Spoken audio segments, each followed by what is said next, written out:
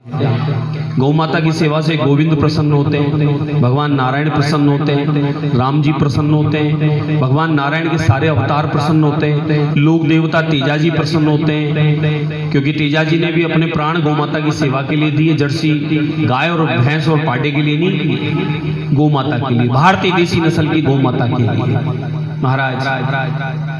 इसी प्रकार से अनगिनत हमारे देवी देवता पूर्वज गोगा जी महाराज ने प्राण न्यौछावर किए इस गौ माता की रक्षा के लिए। तो आप हम सबको गौ माता की सेवा से इन सबका आशीर्वाद मिलता है। साक्षात लक्ष्मी स्वरूपा गोबर से, गोबर के बर से, गोबर से कंडे से भी हमें घर में उसका यज्ञ इत्यादि करने से, गौ की सेवा से भी लक्ष्मी की कृपा मिलती है। पितरों की प्रसन्नता, पितरों की मोक्ष, देवी देवताओं की कृपा, घर में सुख शांति समृद्धि और किसी प्रकार का घर का दोष का वातावरण दूर करने का काम अगर कोई करता है तो हमारी जगत जननी गौ माता करती है।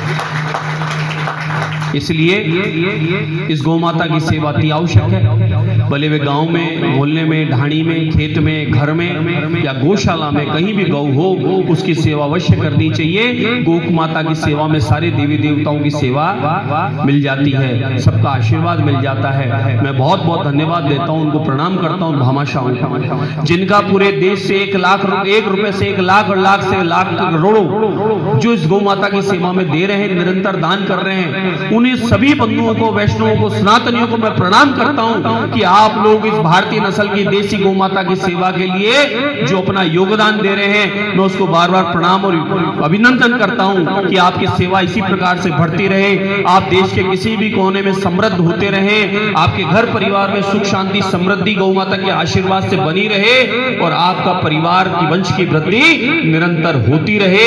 ये मैं मंगल कामना इस पवित्र दिन, पवित्र प्रांगण में करता हूं। और मेरी बातों को एक ही प्रार्थना फिर से करता हूं कि आप लोग कम से कम मेरे नई पीढ़ी को समझाना, हम दो, हमारे आगे होने दो, बाकी सब काम भगवान पर छोड़ दो, अपना कर्म करो, सबको फल कर्म के आधार पर प्रभु गोविंद ने तय किया है, मिलेगा ही मिलेगा।